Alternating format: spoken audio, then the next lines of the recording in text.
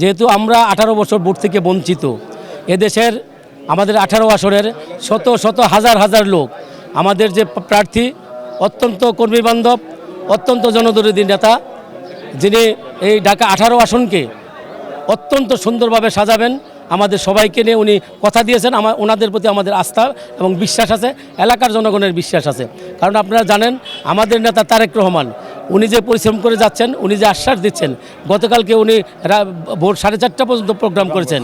সে তুলনায় আমরাও চেষ্টা করছি, যেহেতু আমাদের নেতা তারেক রহমান দিনরাত পরিশ্রম করছেন, আমাদের 18 আসনের যিনি প্রার্থী, 18 আসনকে যিনি সাজাতে যাচ্ছেন, তারেক রহমানের মনোনীত প্রার্থী জনাব এস.এম. জাহাঙ্গীর সাহেবও আমরা বিশ্বাস করি এটি একটি মাদকমুক্ত এলাকা হবে, এটি একটি সন্ত্রাসমুক্ত এলাকা হবে। এই এলাকায় স্কুল, কলেজ, মসজিদ, মাদ্রাসা, সরকারি আসলে ওরকম বড় কোনো প্রতিষ্ঠান নেই। ইতিমধ্যে আমাদের আফাজ সাহেবও কয়েক জায়গায় বক্তব্যে বলেছেন আমাদের একটি জরুরিভাবে একটি বড় হাসপাতাল দরকার, একটি বিশ্ববিদ্যালয় দরকার, খেলার মাঠগুলি দরকার। আমরা বিশ্বাস করি গ্যাসের বিশাল সমস্যা, আমরা বিশ্বাস করি জাহাঙ্গীর সাহেবের মতো একজন মানুষকে যদি আমরা জাতীয় সংসদে মনোনীত করে পাঠাতে পারি, ইনশাআল্লাহ উনি আমাদের এই দাবিগুলি পূরণ করতে পারবে। এটা এলাকার মানুষ বিশ্বাস করে এবং আমরাও বিশ্বাস করি। আপনাদের সবাইকে ধন্যবাদ।